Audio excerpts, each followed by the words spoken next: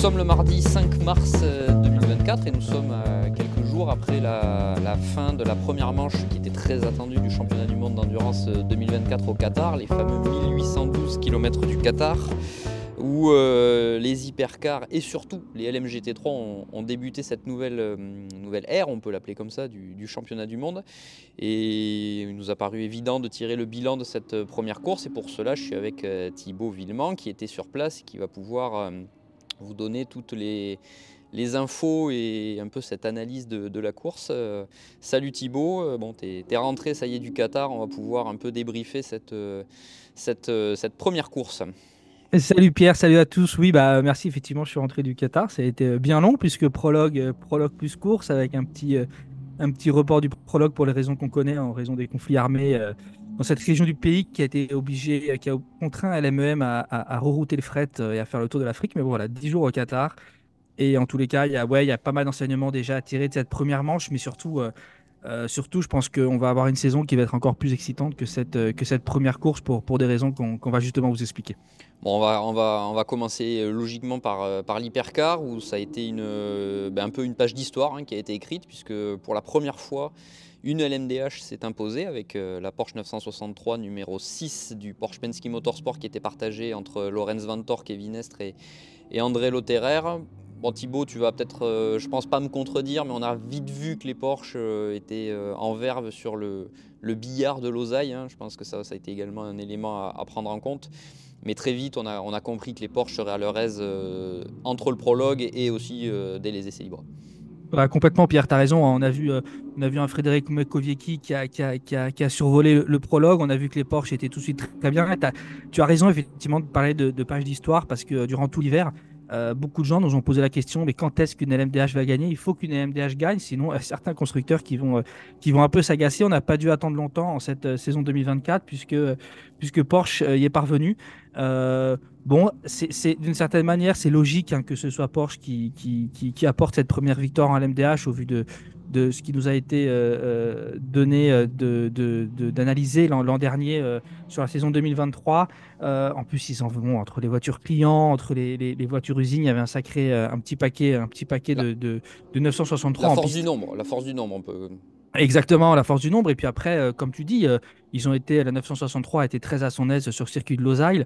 On peut parler de BOP. C'est vrai que les voitures lourdes, on l'a bien vu sur un circuit comme ça et des virages assez coulés et avec un graining qui peut être important si les pilotes rataient la mise en température de leur gomme. Ça a été assez compliqué. On pense notamment à la Toyota. En revanche, Losail, c'est vraiment un circuit très très spécial, dessiné initialement pour la moto, très plat, avec des vibreurs très plats. Tout ça, c'était parfait pour la 963 et notamment pour la Peugeot, sur laquelle on reviendra sur leur mésaventure. Mais voilà, c'est autant de facteurs qui ont permis au Porsche Penske Motorsport de s'imposer. Mais bon, surtout, moi, ce que je retiens, c'est en fait, ils ont répondu présent là où on les attendait. Ils ont été beaucoup critiqués l'an passé pour leur niveau d'exploitation course. C'était une toute nouvelle équipe, il faut pas l'oublier, qui a été formée 2 semaines avant Sebring. Et là, ils ont franchi un palier absolument colossal. On peut parler de performance voiture, on peut parler de pilote, on peut parler de circuit. Mais moi, ce que je retiens surtout, c'est vraiment dans la continuité de Daytona, c'est le palier franchi par l'équipe sur l'exploitation course. Et ça, vraiment, que ce soit en termes de stratégie, que ce soit en termes de ravitaillement, que tout a été plutôt excessivement bien exécuté du côté de l'équipe germano-américaine. Et notamment, ils sont venus tester en novembre. Mhm. Et des informations qu'on a, ils ont vraiment souffert avec les pneus. Au bout de 20 tours, les pneus étaient à la corde parce qu'en fait, il faut être très très prudent sur les 2-3 premiers tours au moment de les monter en température pour éviter le graining. Il faut savoir que c'est une piste il n'y a pas du tout de dégradation, il y a du graining. Et en fait, par rapport à Jota, par rapport à Toyota, en novembre dernier, Porsche avait été vraiment, vraiment en délicatesse avec ses gommes. Et là, il faut croire qu'ils ont tiré tous les enseignements parce que c'est peut-être eux qui étaient les meilleurs. Et notamment sur les 2-3 premiers tours, même par rapport à un Team Jota ou à d'autres, ils ont réussi à mettre en température leurs gommes très rapidement et tout en les gardant efficaces sur 2 relais. Et ça leur a vraiment permis de faire la différence. Bon, on sait aussi que, comme tu parles voilà, de l'exploitation dans l'équipe, mais il y a tout un élan dans l'alliance Porsche-Penske. On a vu que les nouveaux bâtiments sont sur le point d'ouvrir aussi en Allemagne pour cette alliance. On sent vraiment une progression à tout point de vue dans cette machine, parce qu'entre Porsche d'un côté, entre Penske de l'autre, ce sont deux entités absolument phénoménal à tout point de vue, que ce soit au niveau installation, aussi au niveau voilà, capacité d'exploitation. C'est le pas franchi, je ne sais pas si tu as pu en discuter avec les pilotes, est vraiment très très marqué par rapport à ce qu'on pouvait attendre entre Oui, 2023 totalement. et Tu as raison 2024. t'as raison de souligner, Pierre. En fait, c'est deux énormes machines. Alors, on dit toujours, forcément, quand on défend les intérêts de Porsche et Penske, on s'attend à ce qu'ils gagnent. Mais c'est deux énormes machines. Et qui dit énorme machine, ça, bah, il faut que l'alchimie prenne. Hein, et puis, ça a mis peut-être un peu de temps. Mais voilà, là, ça commence à prendre. Et comme même le répéter, pardon, Thomas Sodenbar, le vice-président de Porsche Motorsport, il voit sur le long terme. Donc la première année, ça a été elle a vraiment été mise à profit pour apprendre à se connaître. Et là, voilà, ils en tirent profit. Et on sait que pendant l'hiver, notamment, les pilotes nous ont dit qu'il y a une journée de team building qui a été organisée pour vraiment souder tout le monde, pour que tout le monde aille dans la même direction. L'équipe a aussi embauché Jan Lange, hein, un ex-pensionnaire du Yost Racing, pour diriger un petit peu cette équipe WEC. Et là, vraiment, on sent qu'il y a une vraie cohésion de groupe dedans. Et oui, effectivement, j'ai pu discuter avec tous les pilotes, même avant le meeting. Et ils avaient tous la banane, non pas parce que la voiture fonctionnait, mais surtout parce qu'ils m'ont dit l'équipe est vachement mieux préparée que ce qu'on a pu voir l'année dernière. On a vu une montée en puissance durant la saison 2023, mais là, en deux courses, alors même si, encore une fois, hein, c'est le même nom, Porsche Penske Motorsport en IMSA et en WEC, même si, encore une fois, il y a une totale transparence entre les deux au niveau des échanges d'informations. Ce ne sont pas les mêmes ingénieurs, ce ne sont pas les mêmes mécaniciens. Et en tous les cas, ça, c'est justement la bonne nouvelle du week-end, c'est que autant en IMSA, on a vu un gros plus à Daytona, autant bah, celui-ci s'est répercuté sur le WEC. Et ouais, c'est sûr, il va falloir compter sur le Porsche Penske Motorsport cette saison. Parce qu'ils ont encore une fois, ils ont été très très bons. La fiabilité hein, aussi est là, hein, il faut le dire. La fiabilité a été là, même si encore une fois, les Porsche ont été les seuls à avoir le MGU Bosch, la version 2.4 du MGU Bosch, comme à Daytona, qui leur permet d'un peu d'endiguer. En fait, ils supportent mieux les vibrations du V8. Oui, Donc qui était ça, un c'est gros très problème l'année dernière. voilà, exactement. Le 2.3, lui, souffre beaucoup des vibrations engendrées par le V8. Hein. Donc, pour le pilote, ça ne change rien. Hein. Les vibrations sont toujours les mêmes, mais le MGU les supporte mieux. Alors, certes, ils ont dû en changer quelques-uns durant la semaine, à tel point que même, je crois que la Porsche numéro 12 du team Jota est repassée à un 2.3. Mais en tous les cas, il apporte satisfaction et le souci rencontré semble être du hardware, hein, donc c'est au niveau de la fixation. Donc ça ne devrait pas être trop problématique. Je pense que ce sera facilement solutionnable. Voilà, juste pour la petite information, si les autres ne l'ont pas utilisé, c'est que Cadillac, BMW, Alpine, Lamborghini, tous ces constructeurs sont satisfaits du 2.3. Ils n'ont pas besoin forcément de passer au 2.4. Et donc, ils n'ont pas fait l'update pour le moment. La Frontier, à un moment donné, nous verrons. Mais en tous les cas, encore une fois, Porsche était le seul à avoir le MGU 2.4 qui permet d'accroître le niveau de fiabilité de la 963. On élargit un peu l'image justement dans le peloton. Les Porsche 963 dans leur globalité ont été très performantes puisque le podium, donc on le rappelle, c'est la Porsche Penske numéro 6 devant la Porsche Jota numéro 12 avec Will Stevens, Norman Nato et Callum Ilott. Ça prouve ce que tu disais, que la voiture en elle-même a progressé puisque l'équipe privée s'immisce sur le podium. Est-ce que pour toi c'est surprenant de voir Jota aussi proche dans un sens de ce qu'a pu faire l'équipe officielle? Non, on a vu l'an passé que Jota, c'est une équipe incroyable et je peux vous dire ils vont embêter les usines toute la saison. Voilà, ils ont peut-être eu un tout petit déficit sur la mise en température des gommes. Il faut aussi savoir que Jota teste moins que la concurrence. Mais non, c'est une équipe de dingue. Ils ont un équipage. Voilà, beaucoup ont déploré le départ d'Antonio Félix da Costa. Et c'est vrai, c'est dommageable. Mais en revanche, Norman Nato a vraiment été au top. Callum Ilott, il a déjà prouvé en monoplace ailleurs ce dont il était capable. Et le Stevens Nato Ilott, c'est très solide. C'est très, très solide. Et oui, enfin, moi, je ne serais pas étonné qu'il en gagne une cette saison parce qu'ils ont encore été à la hauteur de l'équipe qui les engage. Petit bémol sur la voiture sœur, la comparaison a été dure, honnêtement, entre la 38 et la 12. Donc, globalement, sur le papier, de toute façon, ils sont derrière.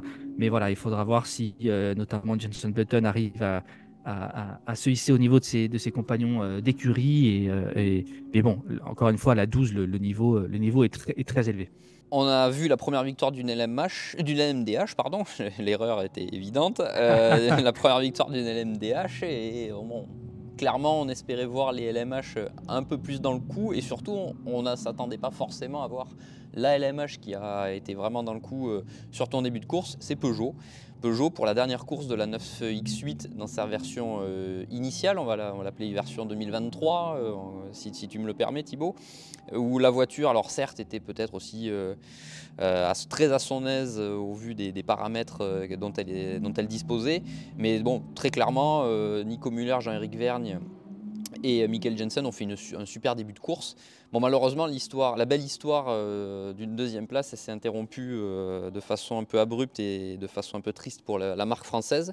Mais dans un sens, c'est aussi bien pour l'équipe d'avoir pu avoir cet espoir de résultat pour la suite. Et on sait évidemment qu'à Imola, il y aura l'évolution de cette 9X8. Qu'est-ce que tu as pu retenir, toi, de cette course de Peugeot? Bah, comme tu le disais, tous les paramètres étaient réunis pour la faire briller. En fait, c'est marrant, enfin, je ne sais pas si c'est le bon terme, mais par rapport à l'an passé à Sebring, c'est totalement l'opposé. Sebring, c'est tout à fait tracé qui ne convenait pas à cette auto, avec des bosses. Et en fait, c'est une auto, comme elle génère de l'aéro par en dessous, elle doit rouler avec une hauteur de caisse la plus faible possible pour être efficace, et donc elle n'aime pas les bosses. Et là, sur le billard de Losail, comme nous disait Stoffel Van Dorn dans une interview qu'il nous a accordée, bah en fait, c'est clairement le circuit qui convient le mieux à cette auto. Bon, on est frustré parce qu'effectivement, il y a cette erreur hein, au niveau du ravitaillement en carburant, au niveau du splash and dash à la fin qui coûte la deuxième place à numéro 93. Ça fait mal au cœur, sincèrement. Ça fait mal au cœur pour tous ces mécanos, toute cette équipe, et tous les pilotes, hein, tout le monde qui se donne beaucoup de mal et qui sort d'une année et demie un peu complexe. Il méritait ce résultat, il méritait de marquer ses points parce que c'est une course de 10 heures, hein, donc il y avait quand même beaucoup de points à la clé.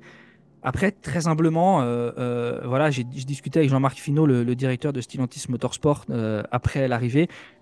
Quelqu'un lui a tapé dans la main et il lui a dit vous méritez pas ce qui vous est arrivé. Et lui, très humblement, a fait on a le mérite, on a le résultat qu'on mérite, puisque l'erreur, elle est hélas, elle est hélas à mettre sur le dos de l'équipe. Donc c'est dur, mais voilà, c'est ainsi. J'espère juste que il faut vraiment que l'équipe fasse abstraction de ces 3 dernières minutes et qu'ils retiennent surtout la perf avant parce que autant on parlait notamment du côté exploitation, exécution du Porsche Penske Motorsport et on a la sensation que chez Peugeot aussi ça a été impeccable parce que, alors certes la voiture c'était la plus légère, la plus puissante hein, sur le papier au vu des chiffres donnés par la BOP, mais il faut encore faire le job et ils l'ont fait remarquablement bien.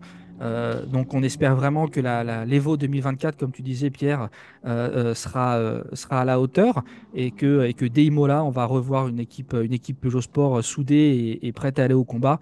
Voilà, ce sera nouveau tracé, nouvelle voiture. Faudra voir ce que lui accorde la BOP. Mais en tous les cas, on est ravis d'avoir vu l'équipe en dehors de la voiture, parce encore une fois, elle va changer. On est ravis d'avoir vu l'équipe Peugeot évoluer à ce niveau. Ouais. Il faudra forcément nuancer le résultat d'Imola parce que ça sera une nouvelle voiture, donc il ne faudra pas forcément attendre non plus absolument la perfo parfaite de la voiture en elle-même, sachant que voilà, il faudra forcément découvrir la voiture en course et donc la nuance sera évidemment de mise sur le résultat de Peugeot à Imola. Thibaut, Tu as totalement raison, Pierre, parce qu'en vas-y. plus, juste pour rebondir là-dessus, et on va justement, c'est un sujet qu'on va aborder derrière. Toujours quand on a des nouvelles autos dans un championnat, surtout un championnat régi par la BOP, les instances sont peut-être des fois un peu prudentes. Il leur manque des données, hein, puisque les Évidemment. seules données qu'elles ont, ce sont les données de simulation et les données fournies par le constructeur. Là où pour tout ce qui est Porsche, Cadillac, Toyota, ils ont pu s'appuyer sur les données de l'année passée. Et en fait, ils vont avoir, entre guillemets, le même petit souci à Imola, sans compter que c'est un tracé qui n'a jamais été arpenté par le WEC. Donc en fait, je dis ça, mais en parlant, c'est peut-être une aubaine pour Peugeot d'arriver sur un circuit comme Imola qui n'a pas encore été visité par le WEC et parce que les instances dirigeantes n'ont pas vraiment de données particulières sur ce circuit. Donc, mais en tous les cas, tu as bien raison, faudra être très prudent sur la façon dont on juge la première course de la 9X8 2024 à Imola. C'est au Mans qu'on va l'attendre de toute façon. Bien sûr. On va basculer dans le clan LMH pour continuer par rapport à Peugeot. Toyota, Ferrari, bon, ça a été deux courses compliquées, pas forcément pour les mêmes raisons. On a vu que Toyota était quand même assez handicapé au niveau performance globale de la voiture sur un circuit peut-être pas le meilleur pour la GR010 hybride. Ferrari a eu des grosses erreurs en course. La première pénalité pour la numéro 50 ruine fortement la course du trio Fuoco Nielsen-Molina. La 51 perd son bloc arrière. On a eu l'impression que ça a été un peu le pain noir pour Ferrari et aussi dans un sens pour Toyota. Comment tu expliques aussi ces deux vraies contre-performances, clairement, puisqu'elles n'ont pas été dans le match pour la victoire au niveau performance. Alors déjà, tu as totalement raison, Pierre, de dire que c'est des raisons qui sont totalement diverses. Alors comme je l'ai évoqué brièvement en tout début, c'est un circuit qui est très très dépendant du facteur pneu.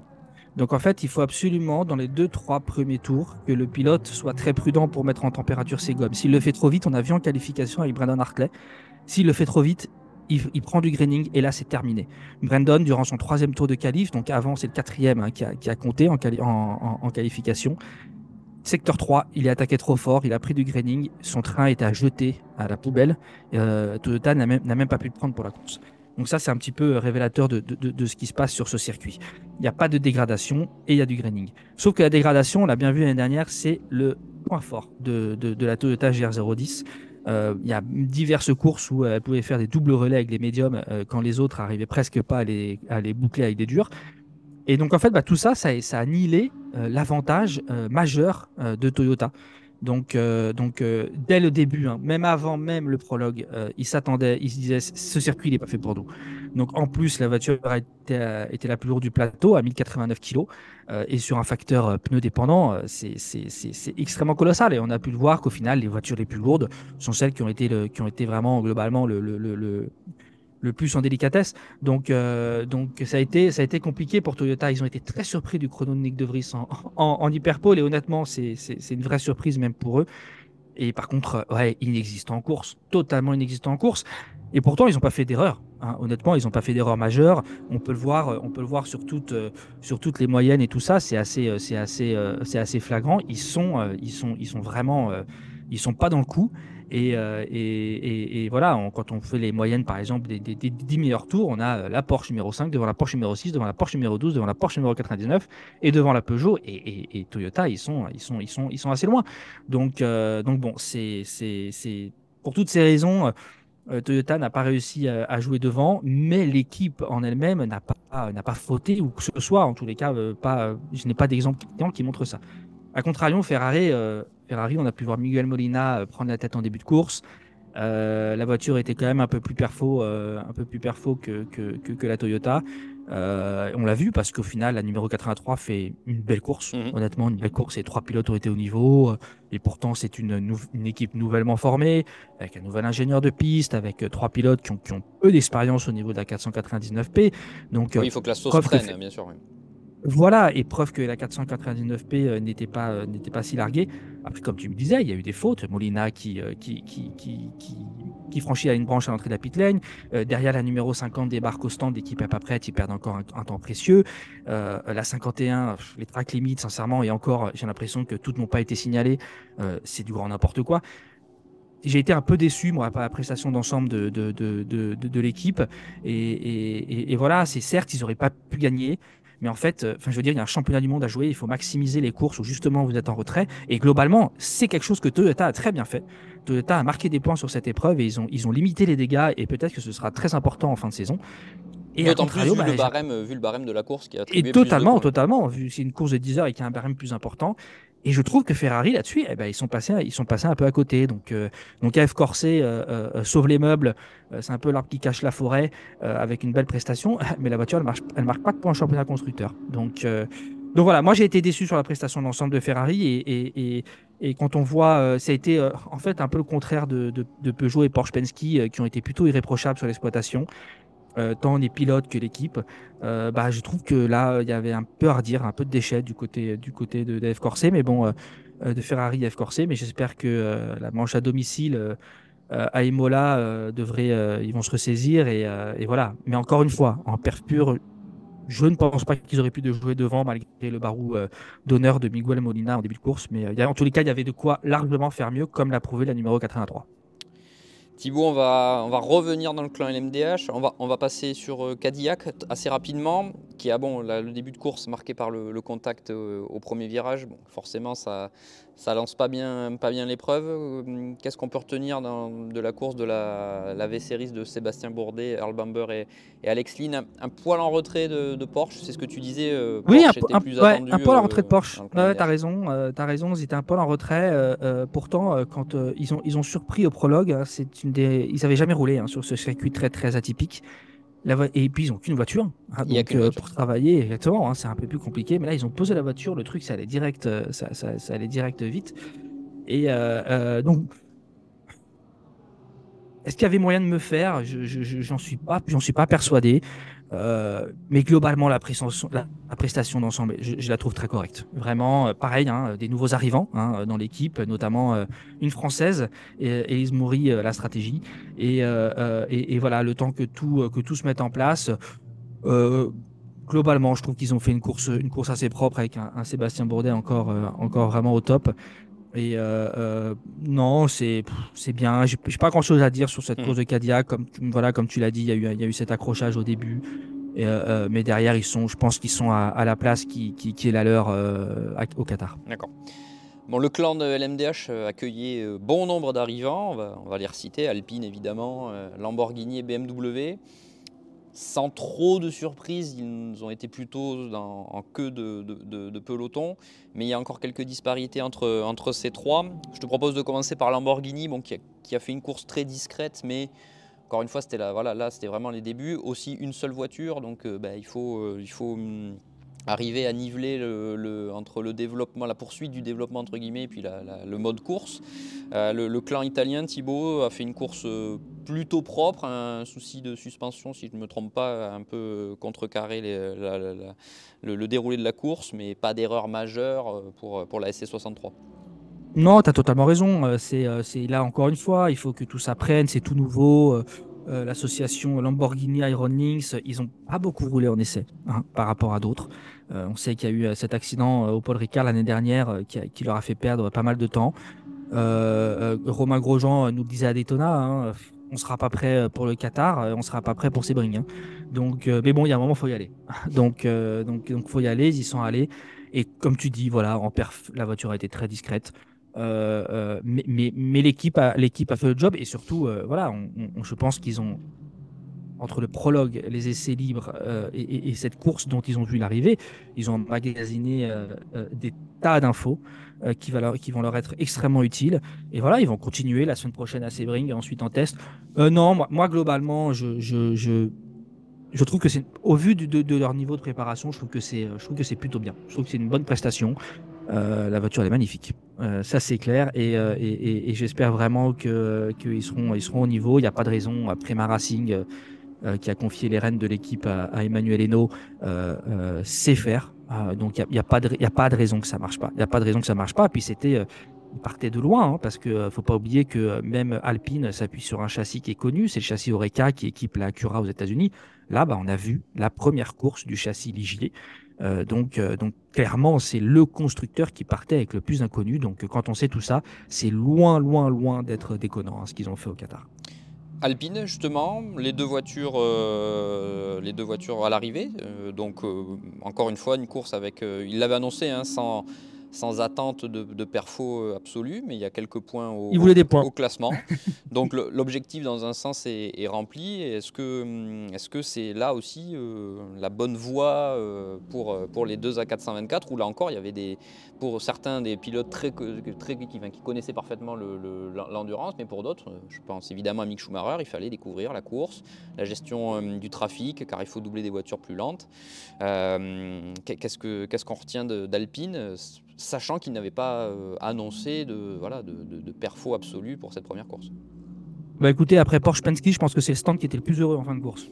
Honnêtement, ils étaient aux anges. Comme Paul Houchatin disait, il y a des fois, il y a des places qui peuvent paraître anecdotiques, mais qui ont plus de valeur qu'un podium. Ils ont bossé comme des dingues et ils sont arrivés de manière très humble. Vraiment, juste. C'est vrai qu'aujourd'hui, en fait, on s'en rend pas compte, mais ces dernières années, vous terminez dernier de la catégorie Hypercar, vous étiez cinquième. Aujourd'hui, vous terminez dernier, vous êtes 18. Hein. Donc globalement, faut marquer des points, c'est déjà un bel objectif. Et là, pour la première course, bah, chapeau. Honnêtement, chapeau. Ils ont été au top. Ils auraient même pu terminer avec les deux voitures dans les points s'il n'y avait pas eu des petites sorties sur la 36 pour lesquelles ils ne sont pas fautifs. Ça a été des incompréhensions et des GT, un virage qui était jonché de gravier. Et qui en a surpris globalement, plus d'un. et qui en a surpris plus d'un, exactement. Même toute honnêteté, c'était l'occasion rêvée de mettre un virtual safety car pour relancer les débats. Mais bon, ça, c'est mon propre avis. Non, mais honnêtement, bravo Alpine. Bravo Alpine, bravo Synatec. Ils ont fait une super belle course.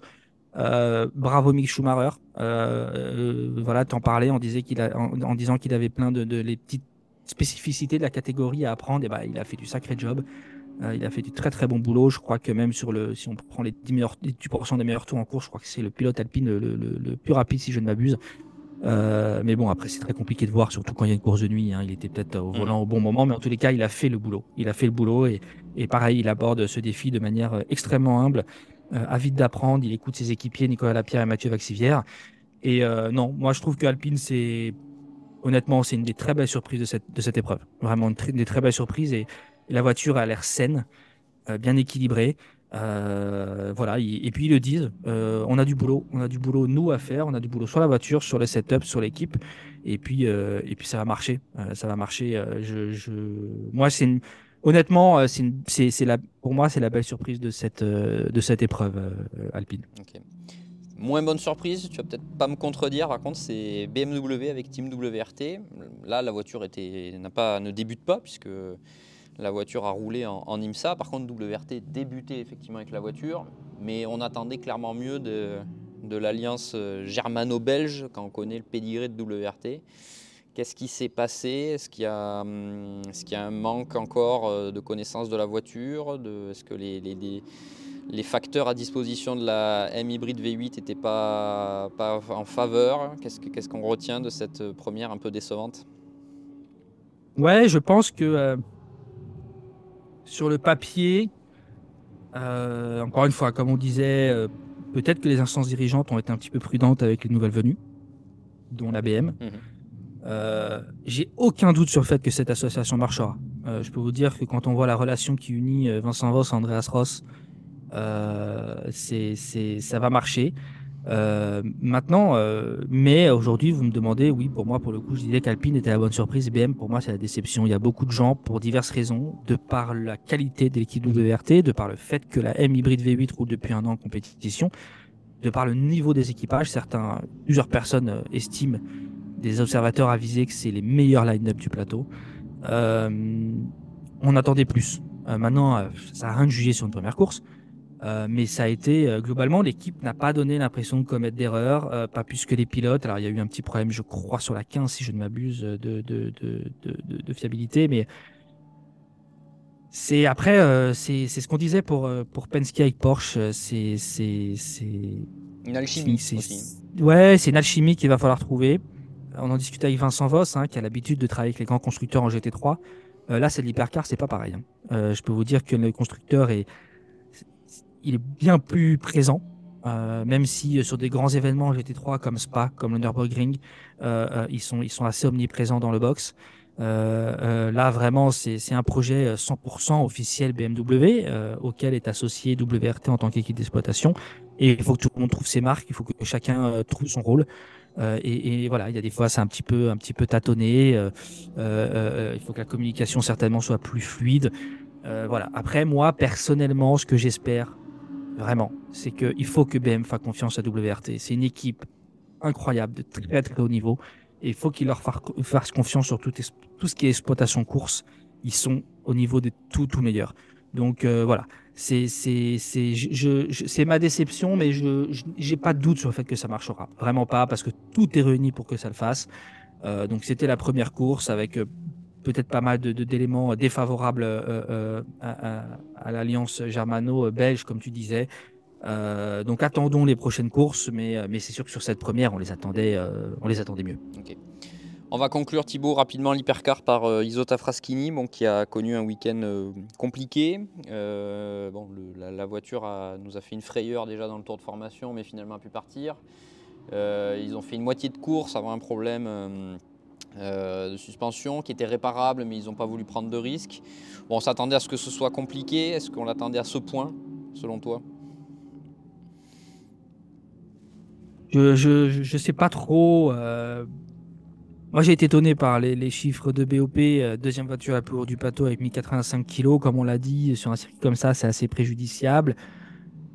Mais bon, qu'est-ce que vous voulez que je vous dise? Moi, c'est une nouvelle voiture avec une nouvelle équipe d'exploitation, avec deux pilotes silver dans la voiture. C'est compliqué de juger, hein. C'est compliqué. De toute façon, il ne faut pas se mentir, hein. Faut pas s'attendre à l'avoir joué avec les autres, hein. Aujourd'hui, c'est une voiture qui va être en queue de peloton hypercar.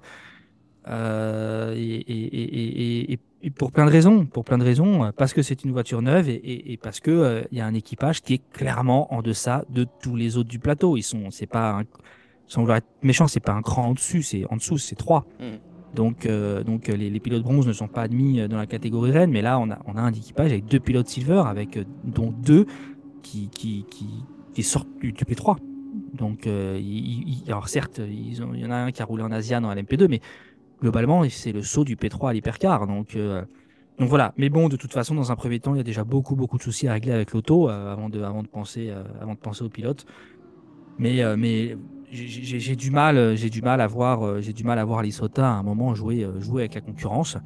Voilà, la toute petite frustration que j'ai, mais c'est lié à des facteurs budget qui sont inhérents à la compétition pour des écuries privées. C'est que Jimmy Kukkonen s'était donné les moyens de ses ambitions avec des pilotes très talentueux. On pense au Pipo Derani, Olivier Plat, Romain Dumas. Et voilà, hormis un Jean-Carl Vernet qui est là, les deux autres sont clairement pas au niveau de l'hypercar. Des fois, je me demande même s'ils prennent du plaisir dans cette catégorie, tellement ça va vite. Mais voilà, et en tous les cas, on peut saluer leur courage d'être là. Isota Fraschini, Duquesne, c'est aussi ça le charme de l'endurance. Mais bien évidemment, faut pas les attendre d'avoir joué avec les grandes devant. On vient de faire le tour très complet de la catégorie hypercar, presque voiture par voiture, on va dire ça comme ça. On va être un peu plus dans la synthèse pour la catégorie LMGT3, Thibaut. Je te propose de faire un peu les moins plutôt. On va commencer par les moins cette fois et en allant vers les plus de cette classe. Déjà, c'était la grosse nouveauté de la saison, puisque autant l'hypercar, le LMDH, le LMH avaient été en action l'an dernier, autant le LMGT3 faisait ses grands débuts. Et encore une fois, il fallait trouver le bon équilibre, on va employer le mot, entre toutes ces voitures différentes. Et sont ressortis clairement un peu au-dessus du lot les Porsche et les Aston. On les a vus assez vite aux avant-postes lors des essais et ça s'est traduit en course avec la victoire de Mante Pure Racing. Là, c'est pas surprenant de savoir Mante capable de gagner une course. Tu vas pas me dire le contraire. Eux qui connaissent parfaitement les produits Porsche. On va aller un petit peu en point négatif. C'est vrai que du côté par exemple de Lexus, ça a été très compliqué la course pour Acodis qui débutait aussi. Alors encore une fois, il faut nuancer nos propos par le fait que c'est des premières. Peut-être qu'on attendait mieux, notamment de Corvette ou de Lexus ou de Ford, hein, Ford qui a été assez en difficulté avec quelques soucis techniques. On s'attendait à ça, de voir autant en difficulté certaines de ces GT3. Alors, tu pourras m'arrêter parce que c'est toi spécialiste du GT3. Non, mais on va effectivement commencer par les déceptions, entre guillemets. C'est la première course du Voilà, LMGT3. il faut nuancer, très clairement. Voilà, nouvelle ère, nouvelle BOP, parce que maintenant, même les LMGT3, contrairement à ce qui se passe dans les championnats SRO, on découpe le mètre.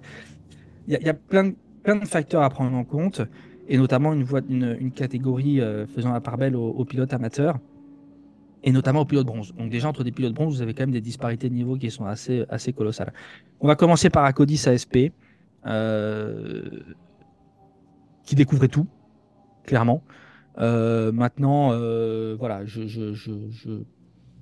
clairement, les Lexus n'étaient pas à leurs aises sur ce circuit. De mémoire, c'était aussi les plus La plus lourdes lourde, de oui, la tout à fait. catégorie LMGT3. Donc, comme on l'a dit en hypercar, c'est très très préjudiciable sur ce tracé, plus encore quand vous avez un moteur avant. Les voitures à moteur avant, alors même si la Stone s'est très bien comportée, ont un peu mis à mal leurs pneus.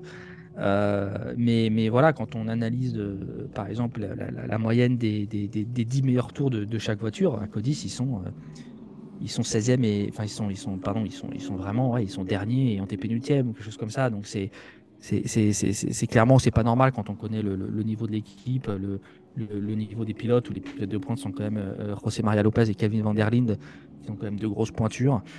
Mais bon, voilà, encore une fois, Jérôme Polican disait également, nous on est là, là, on va tout découvrir, on va tout apprendre. Il y a plein de trucs au niveau des procédures, il passe des Pirelli au Goodyear, il y a plein de trucs à apprendre, mais je peux pas croire qu'il n'y ait pas un petit changement, notamment au niveau de la BOP pour les remettre dans le jeu à Imola, parce que là, ils étaient trop loin pour que ce soit uniquement dû à l'équipe et à son manque d'expérience. Tu parlais de Ford. Alors Ford, ouais, ça a été très compliqué parce qu'en plus le retard pris par le fret a été assez préjudiciable à l'équipe parce qu'ils ont débuté assez tardivement le prologue pour la simple et bonne raison que y a une des deux voitures qui n'avait pas encore été updatée c'est une des premières voitures qui a roulé, une des premières Mustang qui a roulé, et elle n'avait pas encore reçu les dernières évolutions. Donc en fait, Multimatic a dû les mettre une fois la voiture arrivée, parce que la voiture est arrivée extrêmement tard. Donc, ils ont très peu roulé le premier jour du prologue. Alors certes, hein, vous allez me dire qu'il y avait d'autres sessions, mais c'est encore une voiture qui est très neuve, hein, qui a fait sa première course à Daytona, voilà, qui rencontre des soucis inhérents à toute nouvelle auto, des petits soucis techniques. Oui, on les avait vus à Daytona sur des problèmes. On se souvient notamment le capot, enfin une partie de C'est la ça, partie arrière voilà. qui s'était enlevée. Donc, Ça, c'est clairement des soucis de jeunesse et qui vont se retrouver aussi en WEC. Là, ouais. ce n'est clairement pas aussi de l'équilibrage où il y a forcément une période, une phase d'apprentissage de la voiture, hein, très clairement. Totalement, totalement. Donc voilà, si je mets au rayon des déceptions, si on peut dire, je mets enfin des déceptions parce que pas dans le coup et on sait que il y en a pour lesquels c'est pas normal. Voilà, il y a Acodis Proton et Lamborghini Iron Lynx Iron Dames où clairement la Huracan n'était pas dans le coup, était pas dans le coup à Losail. Donc voilà, gageons que tout ça va être un peu corrigé. Corvette un Mais petit peu aussi dans un sens. Bon, ils ont eu des problèmes techniques eux aussi hein, sur la voiture. Ce ouais, qui a... ouais, justement, Corvette, moi, c'est un truc qui, alors certes, ils ont une toute nouvelle philosophie de compétition, puisque juste là, ils étaient quasiment que sur de la compétition officiel. usine en GTE. Là, ils passent en GT3 avec de la compé client, tout doit se mettre en place, mais la voiture, elle roule depuis quoi, Pierre? Un an et demi? Bah oui. Ouais, Pour ça, oui. C'est elles ont sûr que eux toutes eu des soucis. n'ont pas cet aspect de premier tour, on va dire. Ah, c'est ça. Et toutes ont eu des soucis à Daytona. Là, encore une fois, elles sont en proie à des soucis. C'est vrai que Carat Racing et Pratt Miller nous avaient habitués un petit peu mieux.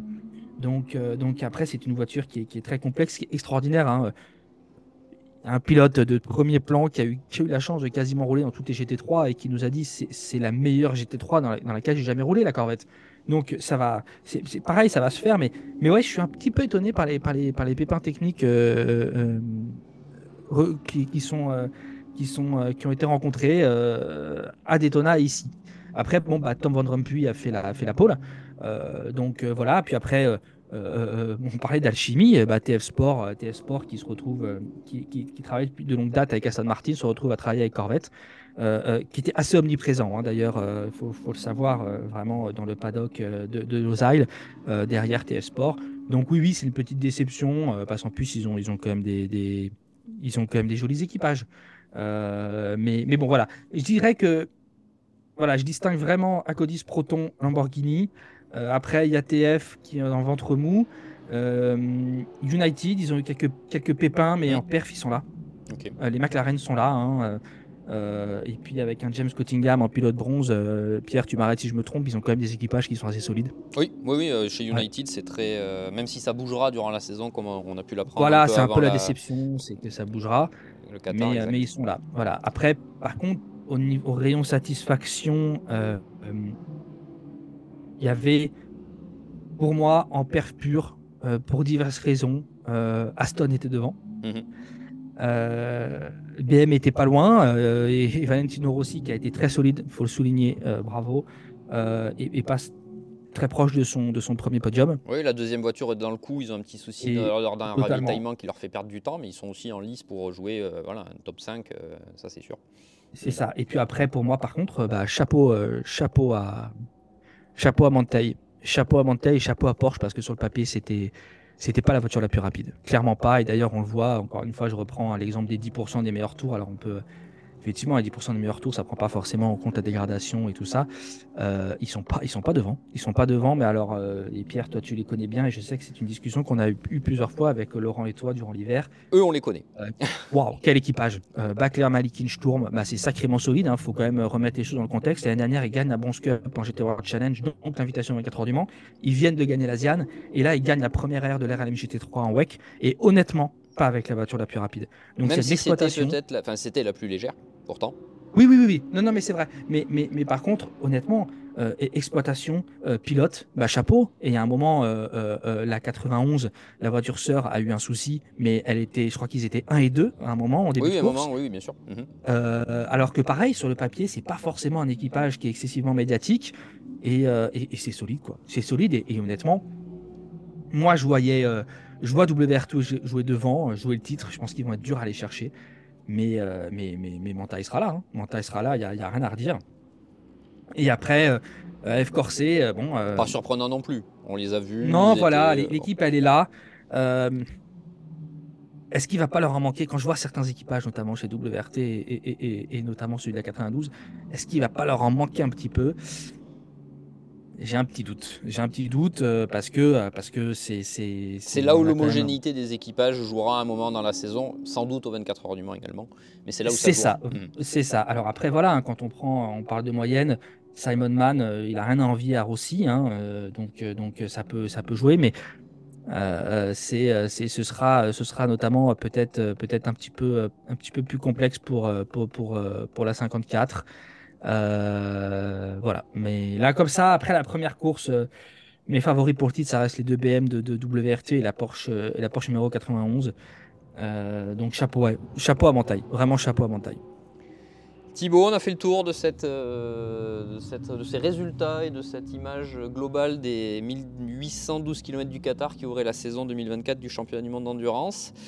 Prochain rendez-vous Imola, alors ça sera un circuit découverte, hein, comme tu le Ouais, très disais plus différent. tôt, très Mm. différent, vraiment pas du tout le même environnement, que ce soit d'asphalte pur ou même d'histoire. Hein, Imola, un circuit très historique, bon, malheureusement pour certaines mauvaises raisons, mais une atmosphère toujours particulière. Ferrari sera à domicile, évidemment, tous les supporters italiens et la marque espèrent être un peu plus en avant au général, mais il y aura évidemment beaucoup de choses à dire. On attend avec et également impatience les débuts de la nouvelle 9X8.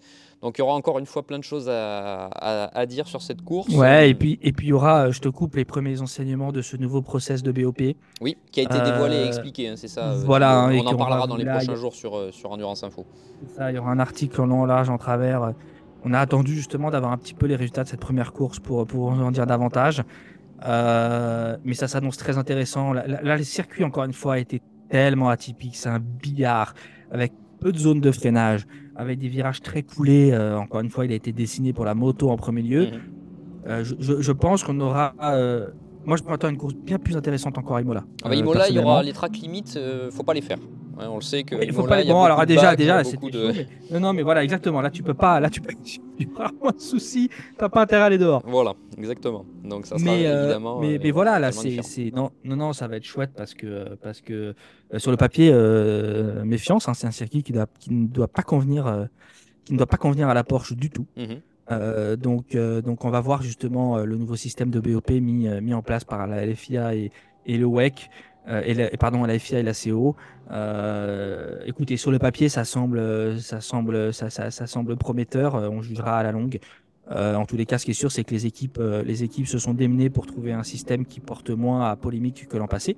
Donc, non, non, Imola, ce sera génial. J'ai vraiment hâte parce que ce sera une course un petit peu plus classique et je pense que le spectacle sera encore plus intense que lors de la première heure et demie au Qatar qui était super à suivre.